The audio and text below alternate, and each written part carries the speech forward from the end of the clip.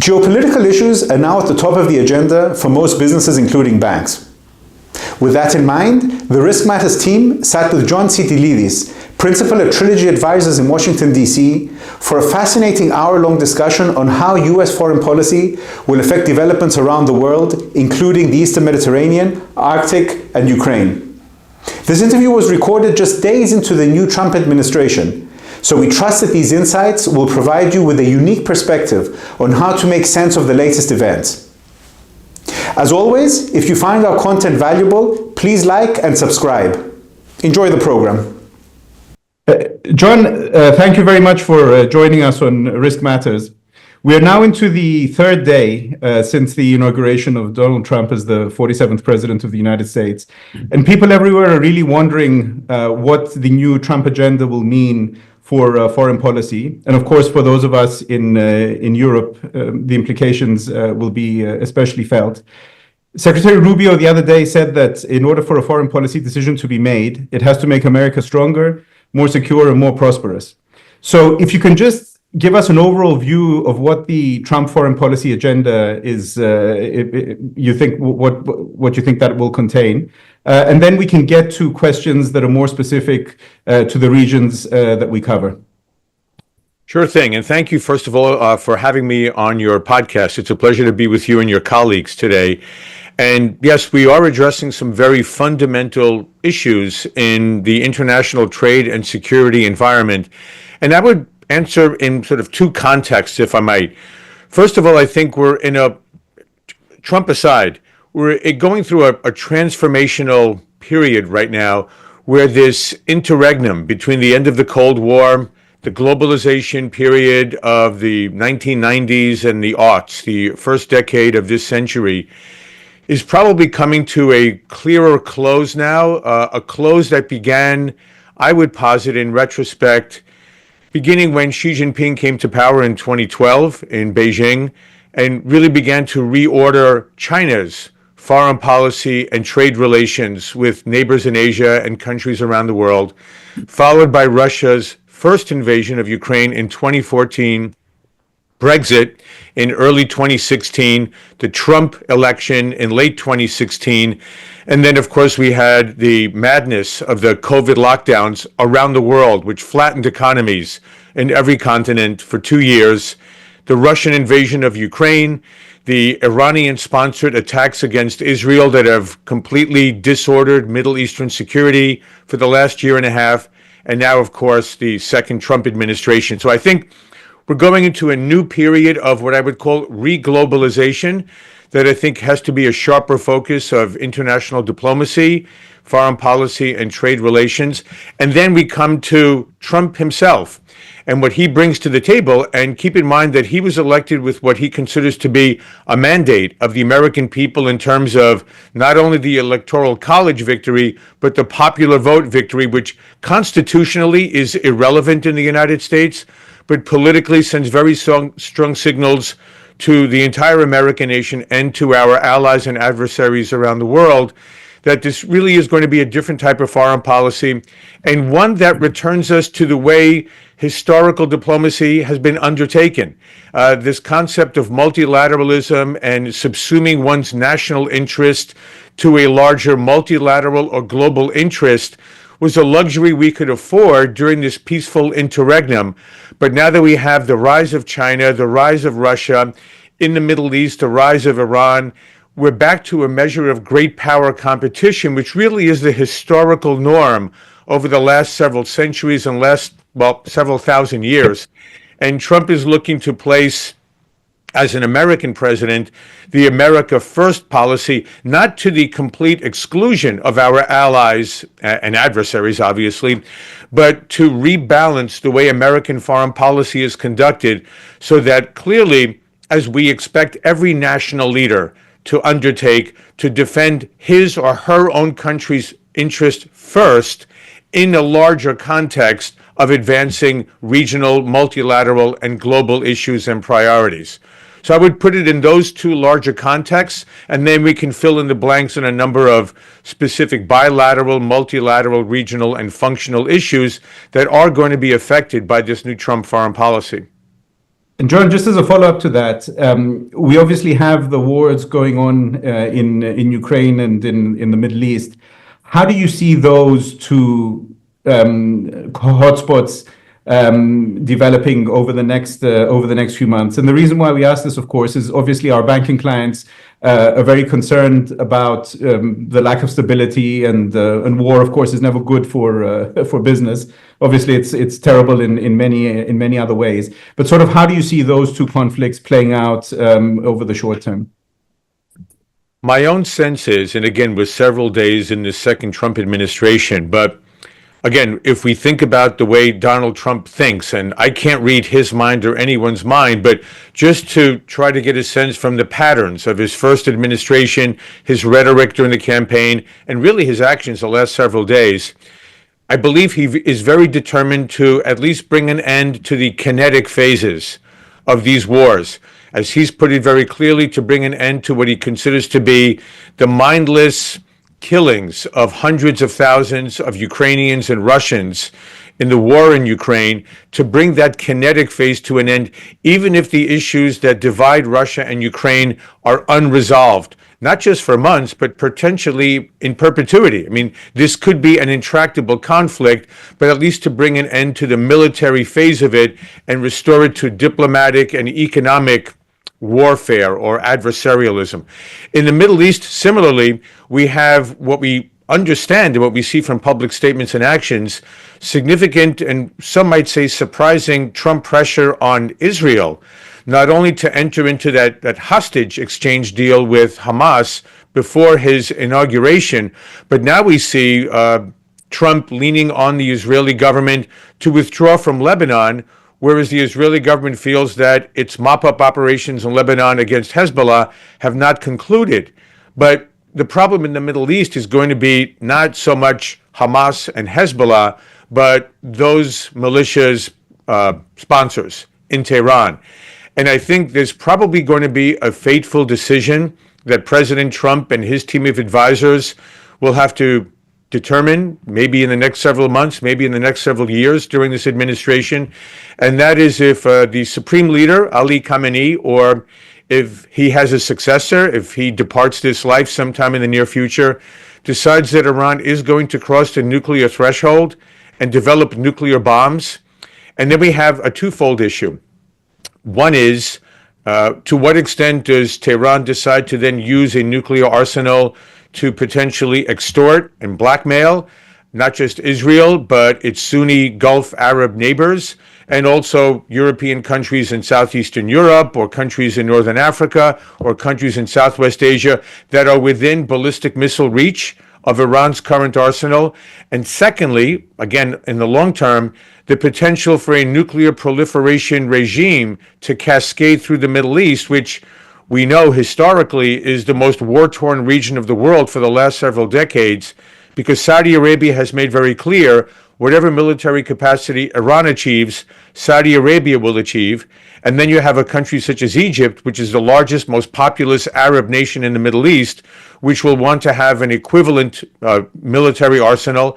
And then you have Turkey, which is the most powerful Muslim army in the Middle East, which also is a NATO ally and operates under the rubric of the American nuclear security umbrella, but may decide to also pursue nuclear weapons. And then the question becomes, what does this kind of regional instability mean, not just for the countries in that region, but neighboring regions, continents, and the like? So the Middle East issue far transcends what has been happening between Israel and Iran's proxies in the area to a strategic dilemma that I think, if not the Trump administration, potentially one that follows after 2028, may have to confront. If I could jump in a little bit, John, I mean, you've covered a lot of territory, and it's going to be good to get into the details of some of these things. But if I could just steer it back a little bit to Sure. situation in Ukraine, and you talked about the Trump administration's approach or stance to the conflict there, and I think it's pretty clear that that we're going to see the end of the kinetic phase of that conflict sooner rather than later. Trump notwithstanding, I guess my question for you is, what do you see that looking like in terms of the West's relationship with Russia, touching on sanctions, which are obviously a big issue for the clients that we deal with, whether or not there's a prospect of those being dialed back, how quickly, any insights into issues like that? Well, rightly or wrongly, and we can argue about whether Trump is going to succeed at this effort. The campaign rhetoric was quite hyperbolic, that he would be able to resolve the Russian invasion of Ukraine in a day. And it'll clearly take probably not weeks, probably many months. I think the dilemma that we face right now is, however well-intentioned President Trump may be in trying to bring about a ceasefire, both sides really are so deeply dug into their respective diplomatic demands. After 3 years, and in several weeks, it'll be the beginning of the 4th year of this carnage in the middle of Eurasia. We don't know what it'll take to finally get President Putin and President Zelensky to the table. Odds are that President Putin believes that he will outlast President Zelensky, who, if we have to recall here, canceled elections in Ukraine and has effectively declared martial law. I mean, there's been a significant denial of everyday freedom for the citizens of Ukraine under the Zelensky government. But Zelensky is demanding, if not NATO protection and membership, then some measure of U.S. and NATO troop presence in Ukraine, which is probably a complete deal breaker for Putin, who wants zero NATO presence. I mean, that was the whole premise, at least publicly stated, of the invasion of Ukraine. The second one, that NATO since 2007 has been openly promoting the membership of Ukraine, as well as Georgia, which we have to recall was invaded under the presidency of George W. Bush in 2008, when, let me just go a little bit historic here, if I might. When Ukraine was first invaded by Russia in 2014, then President Obama was criticized here in the U.S. and by many of our European allies for what were considered to be relatively feeble sanctions. And President Obama in 2014 said, well, Ukraine is not worth the U.S. getting into a war with Russia over. Ukraine is far more important to Russia than it is to the United States. And I think that still holds true in many ways. But I think the Ukraine issue really is going to be a larger NATO and transatlantic issue. And I think what you're hearing from not just President Trump, but his top advisors is, if Europe feels genuinely threatened by Russia in a way that the United States simply does not, then what is Europe doing to address its needs for self-defense? And this takes us back into a larger, now again in retrospect, probably colossal Western failure of strategic foresight to enlarge NATO without considering the second and third order consequences. I mean, if we're going to be stark here, gentlemen, let's put this on the table. I don't know that any American president is going to risk an American city in a war with Russia, say over an assault on Montenegro. I mean, there are countries that clearly are not of strategic interest to the United States, the way countries in Western Europe were during the Cold War. There was a reason that we were willing to risk American cities against the Soviet Union, and those arguments have largely dissipated since the end of the Cold War, because Russia today does not pose an existential threat to the U.S. the way the Soviet Union did. But we've somehow glided and coasted on this philosophy for the last 35 years. So there's a need to rethink the relationship between the United States and our NATO allies in Europe that the Russian invasion of Ukraine has exposed. And I think the question coming out to your particular concern, Damien, is what does Ukraine look like, and what does the Russia-Europe relationship look like if there's a ceasefire? My concern is that the future of Ukraine in the near term is quite bleak. The Russians have effectively destroyed almost all of Ukraine's energy infrastructure in the eastern part of the country. It will be nearly impossible to remove Russian forces from Crimea or from most of the territory in the 4 eastern Ukrainian oblasts that Russia currently occupies. That's also the most agriculturally rich and industrially dense part of the Ukrainian economy. And so what will be left is a rump Western Ukrainian state, the central part of the state likely with the capital of Kyiv. in what is going to be a $400 to $600 billion, or for your purposes, euro, 400 to 600 billion euro reconstruction project that may take decades. And maybe there will be an EU accession program for Ukraine as part of a ceasefire settlement. But I think this is going to remain a frozen conflict in many ways, if not kinetically, certainly diplomatically and economically and politically. And then the question becomes, to what extent is Europe genuinely concerned about Russian military forces moving into NATO countries? And I don't see that right now in Vladimir Putin's statements or military posture. Look at how poorly his military has performed in Ukraine, let alone against a highly fortified Poland, or of course, if there's a NATO tripwire that we will adhere to in the Baltic countries. I don't think Putin wants a war with the United States, conventional or nuclear. It's one that I think he feels he will lose. But Ukraine is essential here to Russia's security, and there will have to be a condominium between Europe and Russia on what is going to be a reordered security architecture in the western part of the Eurasian supercontinent. Klaus here. Thank you, John. Really good perspectives. Following up on Ukraine, first of all, I think as a personal point of view, I think it's a late awakening by the Europeans in this area. There have been kind of decades when it has been, I think, increasingly and gradually obvious that Europe need in the area of defense to be able to protect itself.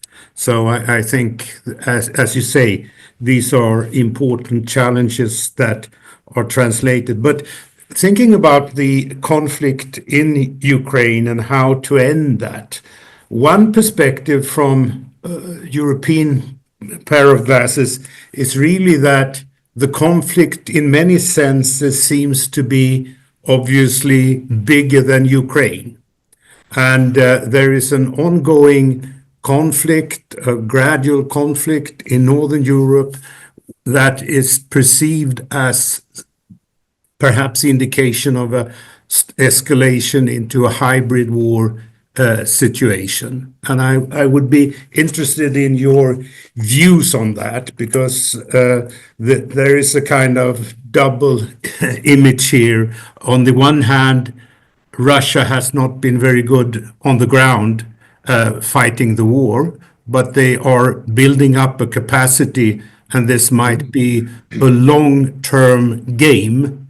And I think that how to deal with that is coming in when you deal with Ukraine.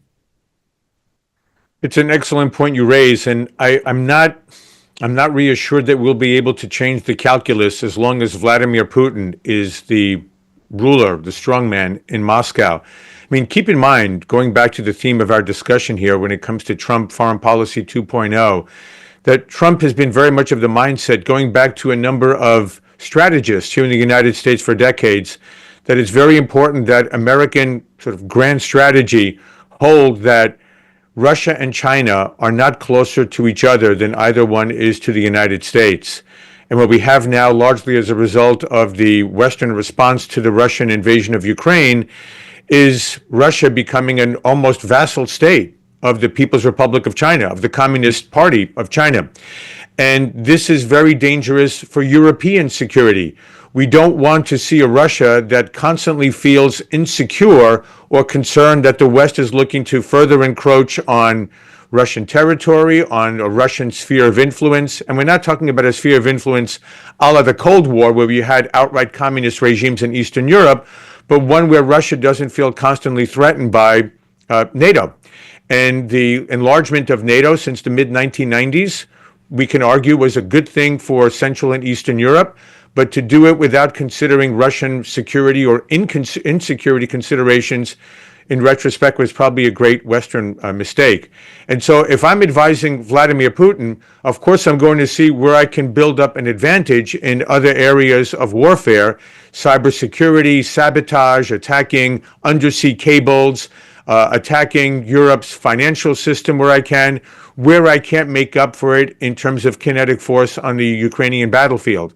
And so the question is going to become, can we get can we pull back this type of activity if there's a ceasefire and there's a sense of rebuilding some measure of trust, which may be the most difficult hurdle to overcome in the years ahead. Even if we have a ceasefire achieved on the ground in Ukraine, how do we persuade Vladimir Putin or whoever may succeed him? I mean, I think sometimes in the West there's this horrible miscalculation that if somehow Putin were assassinated, overthrown, or forced out of power, that he'd be replaced by some type of a Belgian or Swiss type diplomat, when he could in fact be replaced or succeeded by a Chechen or Dagestani butcher who's far more notorious in terms of his conduct towards the West than anything Putin could ever have been. So we need to be very careful, again, about second and third order consequences of our policies in ways that I think sometimes we have not been in the West. But I'm not going to neglect the fact that Putin does have a wide array of choices and options to play against the West where he feels that he's being pushed back on the battlefield because of the constant armament of Ukraine. And it would be foolish for European governments to believe that all of the warfare, all of the energy of Russia is to be concentrated simply in eastern Ukraine, when he feels that this is a NATO proxy war against all of Russia, and he intends to push back just below the threshold of triggering a conventional response from the NATO countries. John, when you talk about the mistake of not considering the Russian security or insecurity interests and about the second and third order consequences of our policies, my mind immediately goes to the rhetoric now going on about Greenland and about basically the interests in the Arctic. In the Arctic, so clearly those are interests for all of the powers that we've been talking about now: the U.S., the Russia, and even the Chinese to an extent. What are your thoughts about what's going on now in terms of Trump's view on the Arctic and on Greenland in particular? It's been, let's just say from a Washington perspective, quite a surprising addition to the larger issues of foreign policy concerns that we have traditionally dealt with in recent years and decades. And again, history is always a good guide here. Let's keep in mind that Greenland has been a sought-after asset by American presidents dating back to the late 19th century.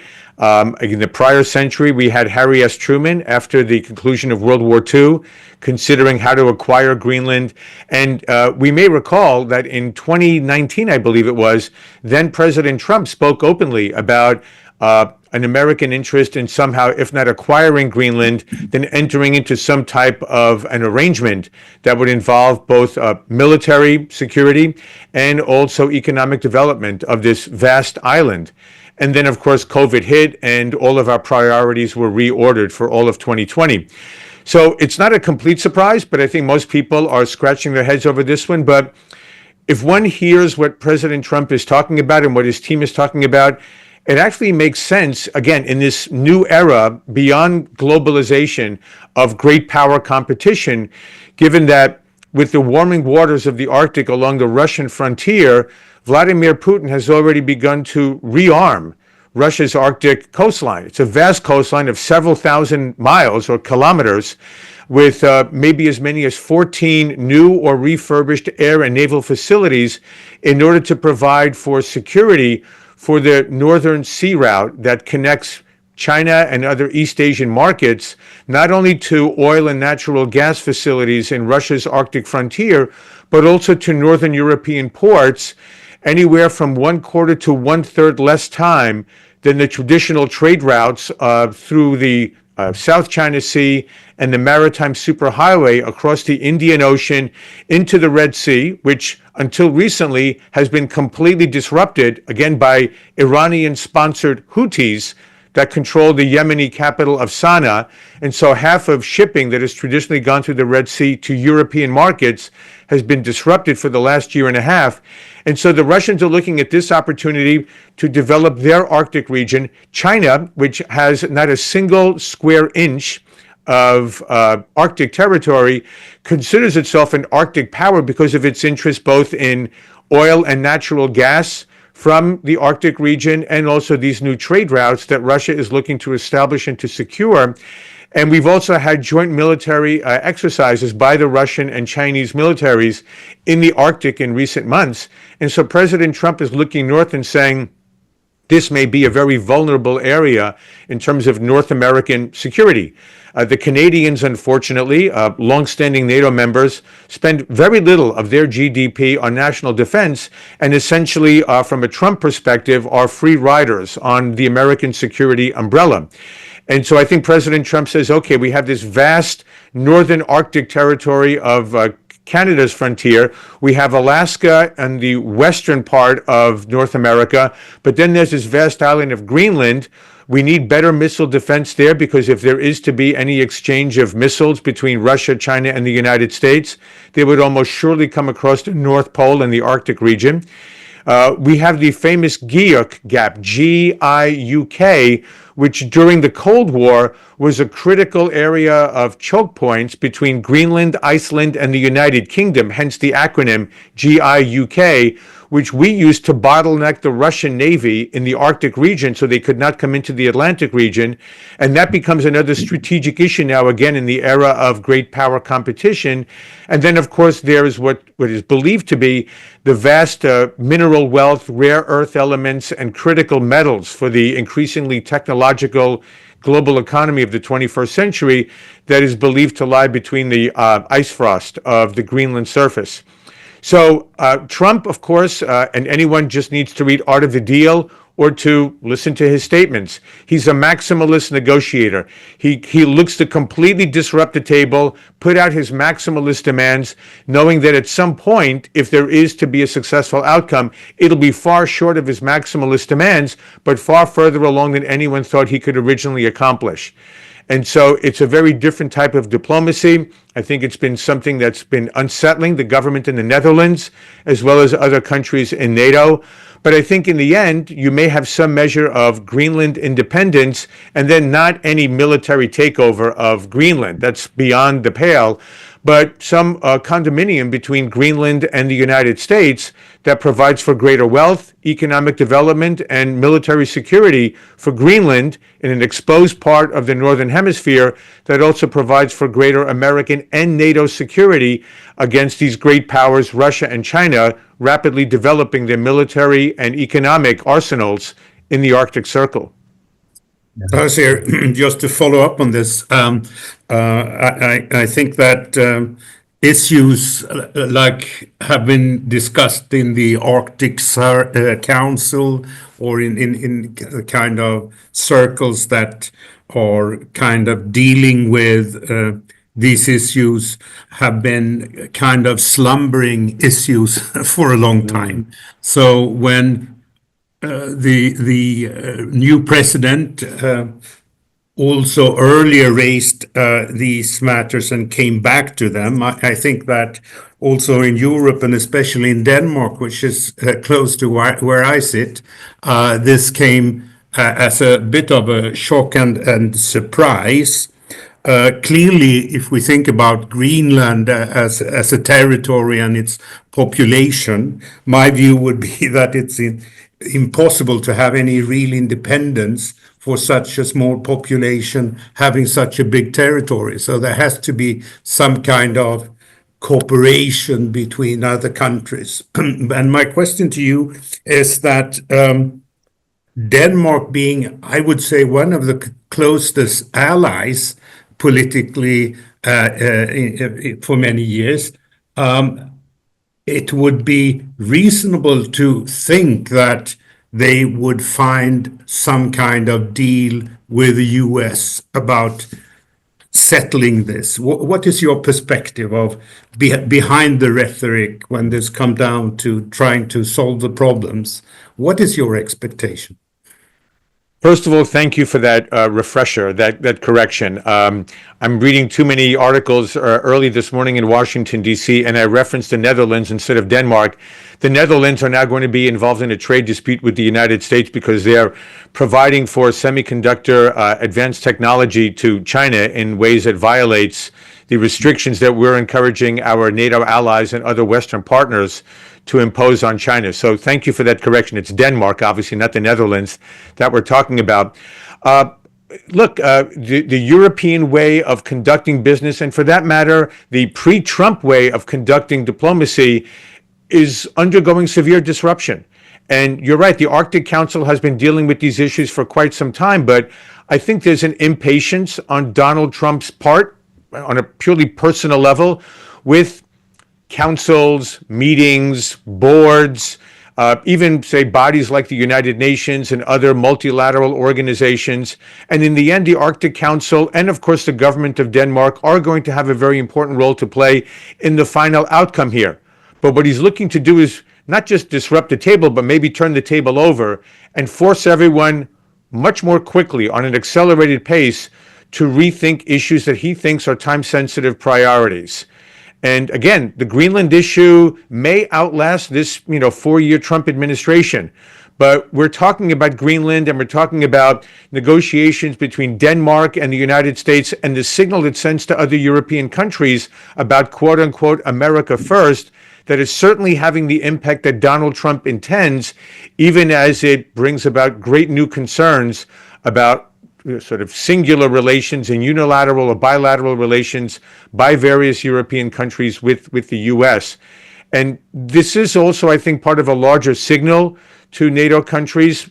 Take the Greenland example, that we are going to have a much more blunt diplomatic style coming from Donald Trump, especially on not just a 2% whale summit agreement from 2014 on NATO countries regarding defense spending, but he's already talking about 3% of GDP, maybe as much as 5%, which would be difficult in the United States, given that to get from our current defense expenditures to 5% of GDP in the US would mean we would have to increase about $350 billion from the current level of just under $900 billion to $1.2 trillion.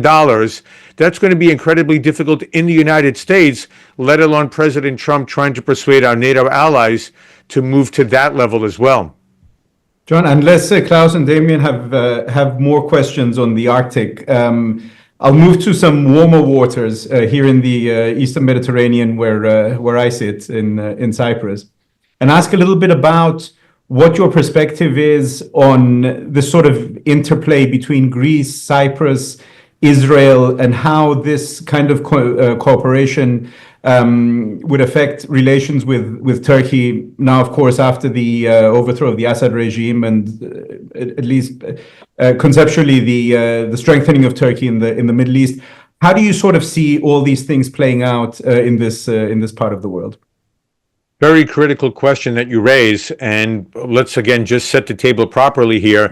I think it's been a very positive development for NATO's southeastern flank, for the Eastern Mediterranean region, that we had the strategic dialogue that was established under the first Trump administration between the US and Greece, bringing relations to the best and strongest and most resilient they've been probably in their modern diplomatic history since Greece joined the NATO alliance in the early 1950s. And then under President Biden, we had the establishment of the US-Cyprus strategic dialogue, the lifting of the US arms embargo on Cyprus in place since the mid-1970s, and the recognition that Cyprus, because of its geographic location, right off the coast of the Levant, right north of the Suez Canal, has a strategic role to play in advancing Western security and economic interests in this very difficult part of the world, even though it is not a member of NATO, but it is, of course, a member of the European Union. And Israel, having long-standing diplomatic, security, economic, and technological ties with the United States, and looking to use the bridges it has with Greece and Cyprus to expand and to deepen Israel's ties with the European Union. So we're looking to see how we forge even tighter relations between those three democratic nations in the Eastern Mediterranean, especially on technology cooperation and on energy cooperation. But we are dealing with a Turkey that has been undergoing significant policy drift probably since about 2013. So now we're deep into the second decade of Turkey's foreign policy drift away from NATO, away from the European Union, away from the United States, and really advancing what one might call a neo-Ottoman approach to Turkey's strategic direction in terms of seeking closer ties to China, deepening its reach well into Syria and into northern Iraq, where it's opposed to the Kurdish presence there and Kurdish aspirations for autonomy or maybe one day for independence, as well as the bases it's established in Somalia, in Qatar, and of course the outsized Turkish role now in the Libyan civil war over the last 10 years. But right now, the question is, of course, what kind of influence will Turkey exert on HTS, this radical Islamist terrorist organization that controls the capital of Syria, if not the entire country?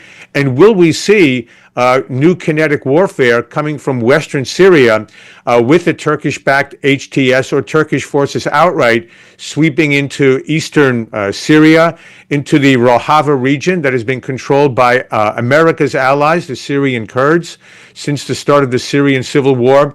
And to what extent does this potentially spill over into other countries, especially Israel, which is concerned about stability, of course, in its northern region, and Iran, which lost its Iranian proxy bases, and the fact that it had been able to deploy tens of thousands of rockets and missiles in these dozens of Iranian proxy and militia bases throughout southern Syria.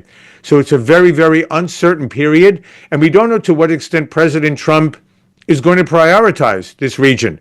Recall that in 2019, I believe it was, or 2018, after the defeat of the Islamic State by the American military forces, mostly in northern Iraq, President Trump wanted to withdraw American troops and no longer leave them exposed to Iranian proxy forces in that region.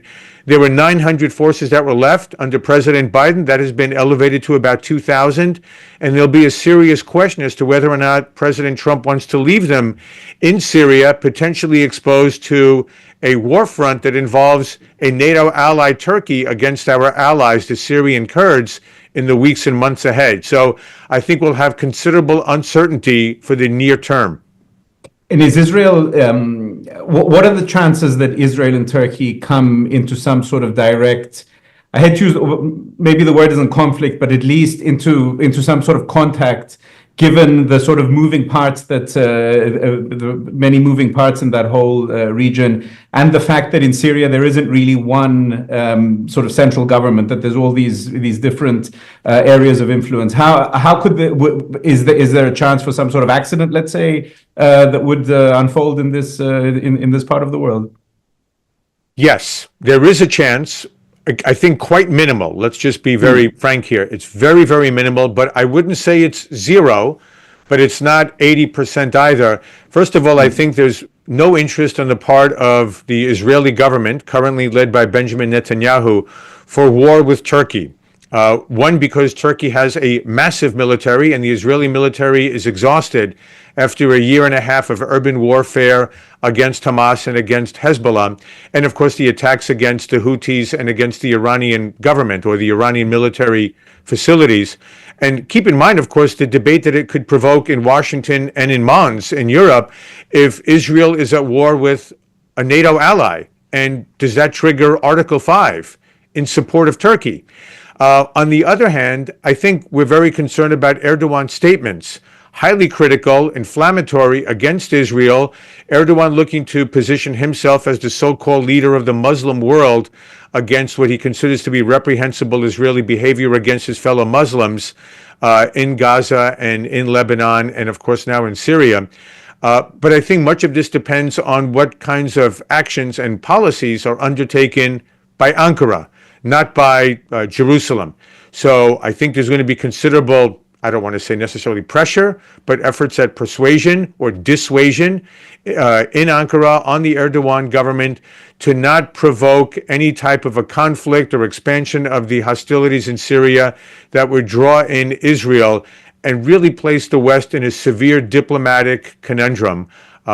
A war between a NATO ally and a very strong American ally, even if many European countries look quite askance at the current government in Jerusalem. And John, last question on this from my end at least. What should be the stance of Greece and Cyprus, given all the things that we've discussed, and the fact that Turkey is now, let's say, becoming more influential in the Eastern Mediterranean? Well, not just influential, Arian, but belligerent. I mean, let's be straightforward here. Right. I mean, the blue homeland concept is a direct assault on Greek and Cypriot territory and sovereignty. And as well as, of course, the military threats against Cyprus, the many claims by the Turkish government against Greece's claims on territorial rights in the waters and airspace of the Aegean, and overflights over islands, and the continued disputes over the delimitation of the continental shelf and exclusive economic zones, a whole host of sovereignty, territorial, and legal disputes emanating from Ankara against both Greece and against Cyprus. But this puts both of those countries in a severe quandary, because geography has blessed both Greece and Cyprus with beautiful climate, beautiful environment, central location at the crossroads of three continents, Europe, Asia, and Africa, but also pitted against a country that is often hostile to them, has been over the last half century to century. Turkey is not going anywhere, right? This is the essence of geopolitics, where geography necessarily collides with international relations and diplomatic ambitions. And they need to be very careful that their stance is whether, for Greece as both a member of NATO and the European Union, Cyprus as a member of the European Union, have to balance out those larger alliance and bloc interests with the fact that they are also potentially exposed and vulnerable to Turkish military might. Cyprus especially, which really cannot defend itself against the Turkish military. Greece, which very much can, but at great potential cost to the Greek economy and, of course, to Greek society. So they need to balance out the ability to constrain Turkey's very belligerent diplomatic and military activities with the need to prevent a war from breaking out that could put both countries in severe danger. Klaus here, could I follow up on a quite different note, and that is the theme of tariffs, which clearly are on everybody's mind. Having a situation where the question of imposing tariffs are on the table, and of course we understand that this is a kind of bargaining situation against political objectives, and also in light of subsidies being spent in many countries, and also affecting trade. But my question to you is really about if the negotiations are colored by actual decisions, how a new president could mitigate and manage negative consequences in this area. We know the school book and the impact of tariffs, but and it's easy to start a conflict, but how to contain it and how to lead it to something politically reasonable. So what is your view on this, and how the new administration would reason? Sorry, John, before you answer that, let me just tag on a little appendix to that, because I wanted to bring that up earlier, linked to the conversation we were having about Greenland. And that is that, there's been rhetoric about the US imposing heavy tariffs on Denmark to presumably kind of punish them for resisting U.S. interest in Greenland. That, to me, seems quite problematic when you consider that Denmark is an European Union country, and imposing tariffs on one European Union member state has ramifications for the entire Union. An interesting sort of juxtaposition there, and so that's just a little appendix to Klaus's question. Yeah, both very good, very incisive questions, and we're all trying to determine where Trump is taking this tariff issue, not just with Denmark on a bilateral basis, very unusual, of course, with Denmark as a member of both NATO and the EU, but also against our largest trading partners. I mean, besides the European Union as a bloc, both Mexico and Canada. as well as, of course, against China. And now, if we read his post on Truth Social, I think it was yesterday, potentially escalating not only sanctions, but tariffs on Russia if Putin doesn't come to the table as quickly as Trump would like. So all very, very disruptive, but let's put this again into a larger context. And whether we find it amenable or not, this is something that Trump believes in very strongly. And in typical Trumpian fashion, he has spoken about tariff as one of the most beautiful words in the English language. I mean, very distinctly Trumpian type of diplomacy and public policy.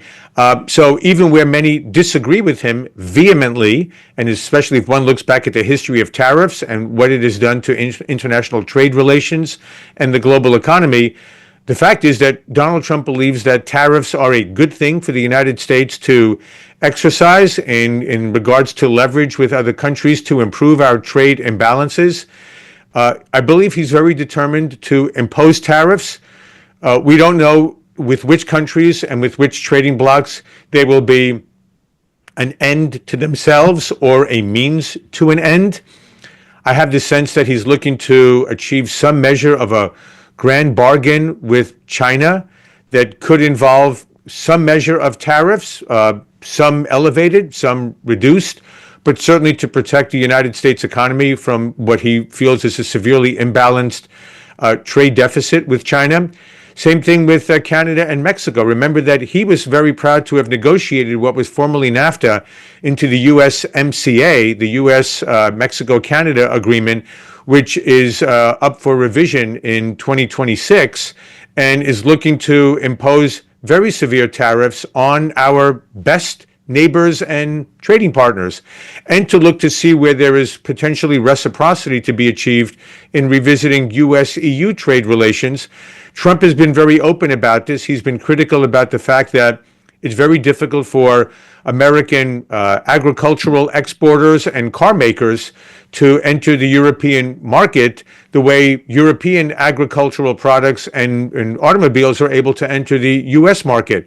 And so tariffs, reciprocity, I think these are going to be very real and very sustained tools that Trump feels he has at his disposal to reorder and to improve our trade imbalances with a number of countries, and also for domestic purposes, because I don't think Trump wants to continue the policy that we've had, unfortunately, started under the COVID lockdowns and continued under the Biden administration, of $1.5 to $2 trillion annual budget deficits, where we now have a federal debt of $36 trillion and rapidly increasing. So the degree to which he wants to be able to bring down government spending, or at least increase government revenues, even while Social Security and Medicare reform does not proceed. He's been very clear about that. And now, for the first time in decades, the United States government is paying out federal debt service at a level that exceeds our annual defense expenditures. The vast majority of the federal annual budget expenditures are untouchable. And so the discretionary budget is really defense-oriented, and then all of our social services. And I think Trump believes, again, rightly or wrongly, we can have a good argument here, but he believes that tariffs can provide a significant additional revenue stream with all of the tax cuts that Trump would like to carry out in accordance with his campaign promises. So there's both an international dimension to the tariffs issue, but also a very important domestic and federal budget component to his tariff strategy. John, just to maybe pivot a little bit from but it's a related issue, and that is when we talk about tariffs, that naturally leads us into a discussion about inflation, and that can lead to a discussion about competitiveness.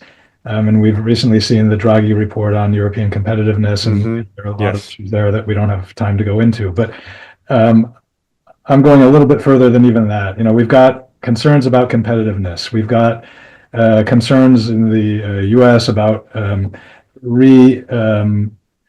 projecting U.S. power again around the world, and there are a lot of issues around that. One thing that I think has a huge bearing on these issues, and it's a longer term bearing, is something that we don't hear talked about a lot. And maybe you've got a view on this, and if sorry to put you on the spot, but that's the topic of demographics. Mm-hmm. And clearly, when you've got countries that are not reproducing, that have reached their peak population and are starting to decline, and that have a majority of people who are in their golden years and ritiring, and got Sure. issues about workers, and there's links to the immigration issue and all that, both in the U.S. and in Europe. Do you have a view on that? How that affects all these discussions about tariffs, about the projection of power, about competitiveness, and so forth? It's an excellent question that you ask, and it's one that I think needs greater attention, especially throughout the Western advanced industrial world. I mean, I'm a corporate speaker at almost every event that I deliver my keynotes at. I'm asked during the Q&A or afterwards about China's demographic problem. And my response is usually that is probably more of a medium-term concern. I mean, China has a number of domestic, pardon me, social and economic problems right now that far outweigh its demographic decline. But, and I think that China's emphasis on robotics is going to help address the near-term concern about demographic decline. But I think we in the West, the United States and our European partners, need to put a mirror to ourselves in terms of our own internal crisis. And I use crisis here very decidedly, gentlemen. This is not a problem, it's a crisis. We are in absolute demographic decline, certainly in most Western European countries, if not all, below the 2.1 fertility replacement rate that we need to sustain our societies. And it's very unusual to see advanced countries, economically, politically, militarily, going into this era of population decline willingly, which means that we don't believe in our future anymore. I mean, this is a civilizational crisis, I think, in the West. And to break it down to fundamentals, a lot of our younger citizens have decided that it's not worthwhile having families, having children. This strange social phenomenon, at least here in the United States, of DINKs, D-I-N-K-S, double income, no kids, bragging on social media how they get to spend all of their income on themselves, in many ways very narcissistically, without thinking about how to bring children into the world and to maintain our societies. And from a pure labor force perspective, again, on a very practical level, in the United States, we're in absolute demographic decline here as well if we take out our immigrant population. Now, of course, there's a very robust debate here about how to reform immigration so that we not only encourage, but sort of enlarge legal immigration to address a number of competitive gaps that we have, especially in STEM, science, technology, engineering, and and mathematics. But if not for our immigrants, we would be going into population decline. So, for lack of a better phrase, native or indigenous, American-born citizens are not keeping up their part of the bargain with not just their prior generations, but future generations. We are going to have severe competitiveness issues in terms of labor force diminution, but also very importantly in the West, because of the large basket of social democratic entitlements that we offer. In Europe, more robustly, cradle to grave. In the United States, especially with Social Security and Medicare, we're not going to have enough workers who are paying into the system to provide for an increasingly aging and longevity health cohort of senior citizens who are dying not at 70, not at 80, but at 85, 90, and hopefully to 100 in the years and decades to come. And so this is both a near-term crisis and very much a long-term Western civilizational crisis. And especially when you put this in a comparative context, especially for our European friends, where countries in the African continent south that have produced already several migration crises in the last decade are going to see their population double. Maybe another billion African citizens coming online in the next 20 to 25 years. And if African countries continue to be beset by corruption, by poverty, by terrorism, with all of these telecommunications technologies available to them, they'll see that they have a beautiful quality of life available to them in Europe, and you won't have 200,000 migrants coming into Europe every year, but 1 million, 1.5 million, 2 million Africans coming into Europe every year. And then what becomes of Europe in 2040 and 2050? So very profound issues that you raise, both for contemporary government planning, but also really in terms of where our societies and our civilization will be in the next generation to generation and a half.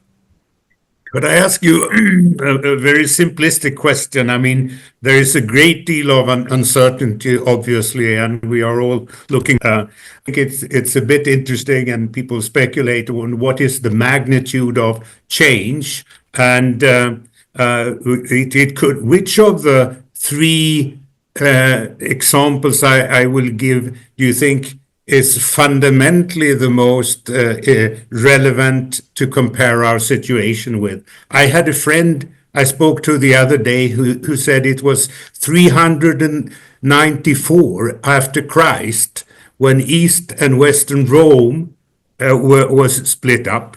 The other time advanced as a comparison would be the 1930s on the America First policies and American policies at that time. And a third example would be a kind of shoveling through negotiation. It will not change that fundamental. Where would you position this that's going on now?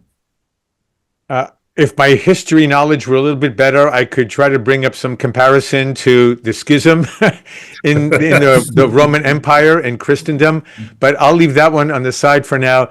It's a very interesting question, and I appreciate the way you have phrased it. One of the things that I think we need to be mindful of is, first of all, we tend to be somewhat narcissistic in our approach, that we think that it's never been as bad as it is today, and we have some very serious problems on the world stage today. There's no doubt about it. As we began with this interview, this podcast, we have two hot wars in Eurasia and in the Middle East, and what I would call a cold peace between the Communist Party of China and the United States of America and our Western partners. But we have had very serious crises just in recent decades. Those of us who are old enough to remember that in the early 1970s, President Richard Nixon at that time took the U.S. nuclear posture to DEFCON 4 over the possibility of a war with the Soviet Union raging in conjunction with the Yom Kippur War over the Arab invasion of Israel. We had almost the dissolution of the NATO alliance in the early 1980s, when the Soviet Union placed massive nuclear missiles on Eastern European territory, and the U.S. under President Reagan sought to counter that with U.S. missiles in Western Europe. And of course, we had the Cuban Missile Crisis, when the Soviet leader and the U.S. president were considering the possibility of a nuclear weapons exchange over the nuclear posture of the Soviet Union and Cuba. So we've been through, I think, far more dangerous times in recent decades and pulled through. And the West, and I want to be very bullish here, has always come out farther ahead as a result in the aftermath of these crises than beforehand. But let me bring some other specialists into this mix, if I might. And President Biden's Director of National Intelligence at that time, in April of last year, Avril Haines, testified before the Senate and House Intelligence Committees that we had entered what she considered to be, as Director of National Intelligence in Washington, a fragile world order. And we have to be honest about the situation, as different as it is today from as recently as 7, 10, 15 years ago. And then we had the Bipartisan Commission on National Defense Strategy here in Washington, which in July released a report that stated that we have entered a period of the most serious and challenging security concerns on the international stage since the end of World War II, and that the U.S. is not prepared today for the event of a major war, potentially with China. So we need to do some serious rethinking in Washington, in Brussels, throughout the NATO alliance, throughout the European Union, about our current economic, military, political, diplomatic, and social positioning. and how we learn from mistakes that have been made in years past and currently, and put us on a much more forward-leaning trajectory so that we're in a much more secure and prosperous direction, both against our recent histories and against increasingly powerful and determined adversaries in China, in Russia, and other parts of the world. John, we're at about the 1 hour mark. I think we could probably spend several hours given all the different topics that we've addressed. Unfortunately, the demographic issue is probably the only thing that we haven't seen previously in history, right? I guess if you sort of take the Black Death, which took place in the 1340s, I guess, when you sort of have this huge demographic decline. Except in that case, it was the plague that did it, whereas in this case, right, it's people themselves. Microorganisms, not exactly. human beings. It was an invisible enemy. I guess this is also invisible in the sense that human beings have decided that continuing the race is less important than going on vacation and producing less carbon. But anyway, on that note, John, thank you very, very much for your time. I will actually be in Washington next month, so perhaps we'll have a smaller podcast together in live there with you. But you've touched on a lot of issues that I think are of great importance to our audience, which is mostly banking professionals, but we're actually a lot wider than that. So again, thank you very much for that. And again, I think we will need to do this again soon. Well, thank you again so much for having me. I very much appreciate the opportunity to share my insights and perspectives. And we're all trying to understand and better explain what is happening under Trump foreign policy 2.0. So I appreciate this very valuable insight that you also are providing to your partners and clients through this podcast and these types of very serious, high-level conversations. It'll be a pleasure to see you when you're in Washington in several weeks. Thank you, John. Thank you. Thank you, gentlemen.